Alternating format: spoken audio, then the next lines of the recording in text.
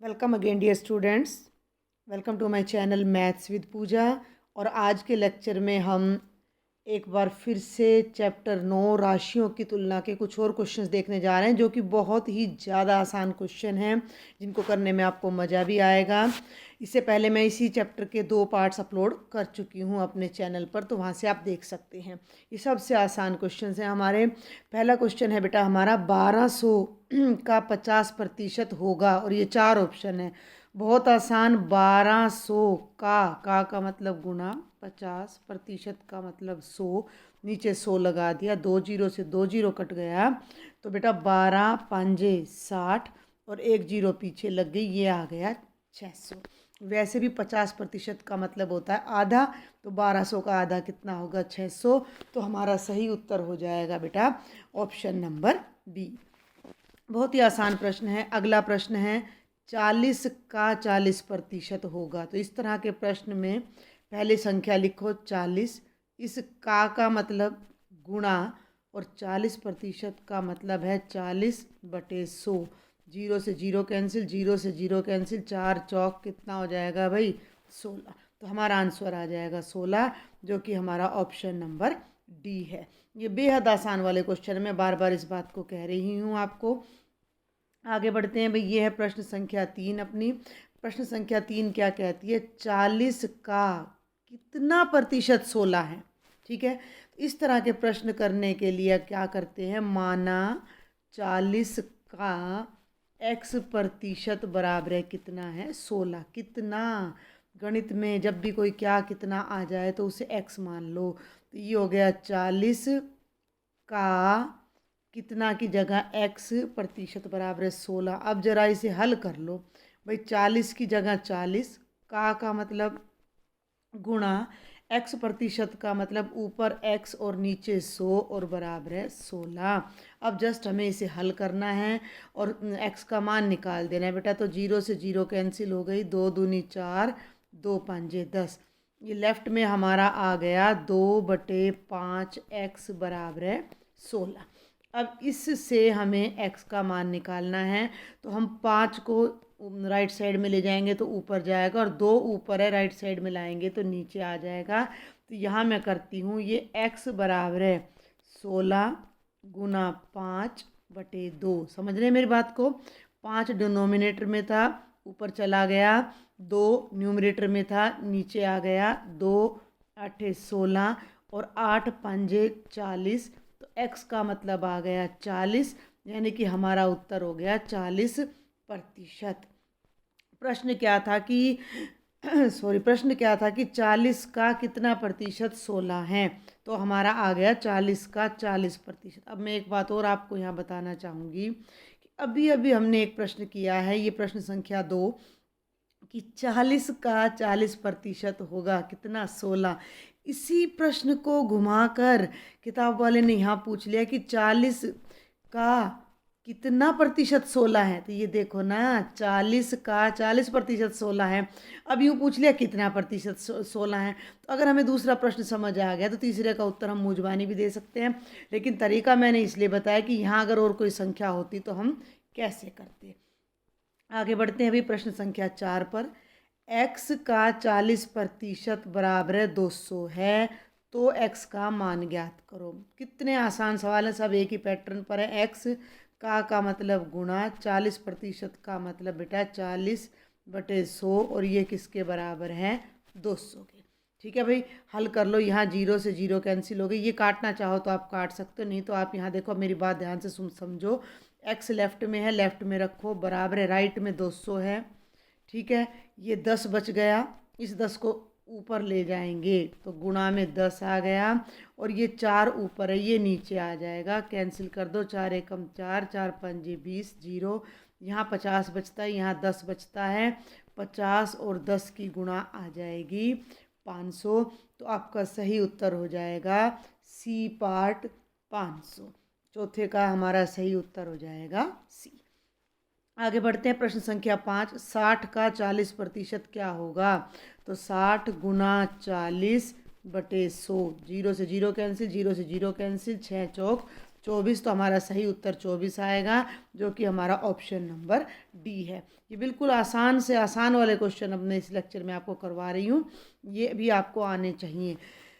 छठा प्रश्न है, रुपये 350 अंकित मूल्य वाली एक कुर्सी 300 रुपये में उपलब्ध है, बट्टे की राशि क्या है। अगर मेरे पिछले लेक्चर आपने ध्यान से देखे हैं दोनों, तो मैंने बहुत डिटेल में सब बातें बताई हैं। अंकित मूल्य का मतलब उस कुर्सी पर 350 लिखा हुआ है, 300 में दुकानदार हमें दे रहा है, यानी बट्टे का मतलब छूट, हमें कितने रुपए की उसने छूट दी है, कंसेशन दी है। तो अंकित मूल्य में से जितने में खरीदी है वो घटा दो, 350 में से 300 कम कर दो, तो हमें 50 रुपये की छूट दुकानदार ने दी है। तो हमारा सही उत्तर आ जाता है ऑप्शन डी। वैसे भी ये बेहद आसान सा मूजबानी सा क्वेश्चन है, क्यों 350 की चीज़ हमें 300 में मिल रही है, तो कितने का फ़र्क पड़ गया, 50 की छूट हमें दे दी दुकानदार ने। ठीक है भाई, आगे बढ़ते हैं। प्रश्न संख्या 7 अब ये हमारी है बेटा। रुपये 200 की वस्तु को 300 में बेचने पर लाभ प्रतिशत क्या होगा। अब यहाँ थोड़ी दिक्कत आपको आ सकती है। 200 रुपये में मैंने एक चीज़ ली, तो ये हो गया मेरा क्रय मूल्य। ठीक है, कोई तरीके से नहीं कर रहा है, मैं तो बस समझा रही हूँ आपको। 300 में मैंने बेच दी, तो मेरा विक्रय मूल्य हो गया 300, तो कितने का मुझे लाभ हुआ। लाभ होता है मुझे 300 घटा 200, यानी कि 100 रुपये का लाभ हुआ। लेकिन हमें बुक वाले ने पूछा लाभ प्रतिशत। अब आप ध्यान देना, फॉर्मूला भी बता रही हूँ, पिछले लेक्चर में मैं तरीका भी बता चुकी हूँ। लाभ प्रतिशत होता है कुल लाभ बटे जितने में हमने वस्तु ली, यानी कि क्रय मूल्य, और गुणा में 100।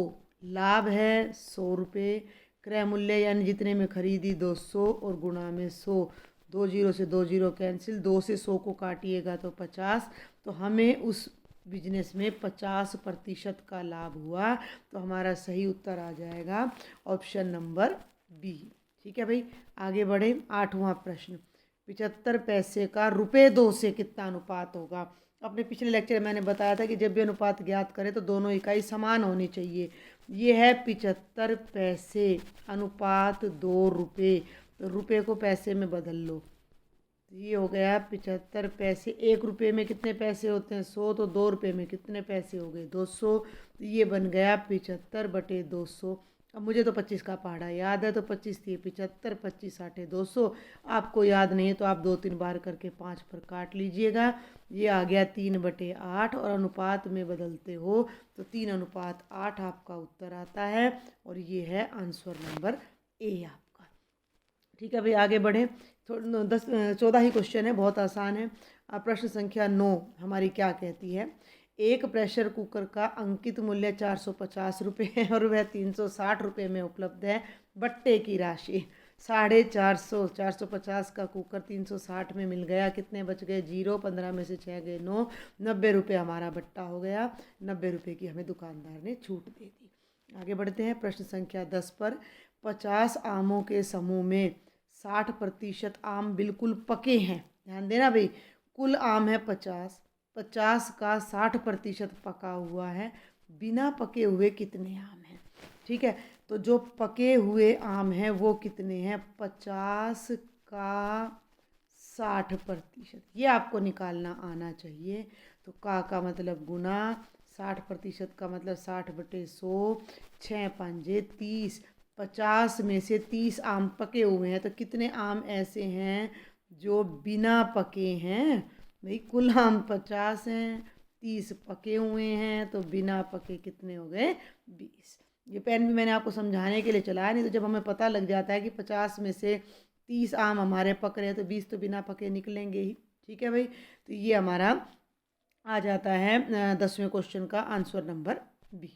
आगे बढ़ते हैं भाई। अब हम ये है बेटा प्रश्न संख्या 11। प्रश्न संख्या 11 देखिए ध्यान से, 1 मिनट में। ये है 250 किलोग्राम आलू में से 10% आलू सड़ गया, जिसे हटा दिया गया, कितना आलू बचा। तो जो सड़ा हुआ आलू है पहले वो मैं निकाल देती हूँ। 250 गुणा 10, और प्रतिशत के नाम का लग गया 100, 0 से 0, 0 से 0, ये आ गया 25 किलोग्राम।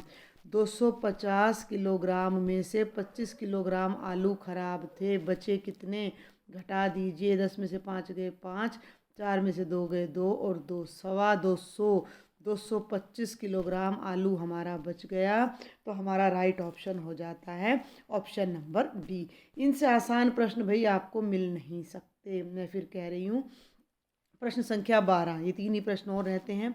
वर्षा ऋतु में मंदी के कारण 500 रुपये में मिलने वाले जीन्स के मूल्य में 30% की कमी आ गई, नया मूल्य क्या है? समझ गए?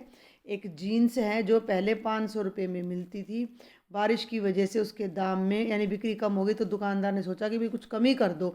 तो उसने कितना कम किया? 500 का 30% कम किया, यानी कि 500 गुणा 30/100। 2 जीरो से 2 जीरो कैंसिल, 5 को 30 से गुना करिएगा तो 150 रुपये दुकानदार ने कम कर दिए। तो अब हमें वो जीन्स कितने में पड़ने जा रही है? 500 घटा 150, यानी कि 350 रुपये उस जीन्स का नया मूल्य है। ये आपका ऑप्शन नंबर बी आ जाता है। अगर आपको समझ नहीं आ रहा है, कोई डाउट है, तो आप मुझे कमेंट बॉक्स में लिखें। मैंने 8th क्लास के लिए एक व्हाट्सएप ग्रुप भी बनाया है, आप उसमें भी मुझे अपने जो है प्रॉब्लम्स हैं वो शेयर कर सकते हो। एक घड़ी का अंकित मूल्य 2500 रुपये। अंकित मूल्य फिर बता दूं, जो भी चीज़ आप बाज़ार से ख़रीद कर लाते हो उस पे जो मूल्य छपा रहता है वो अंकित होता है।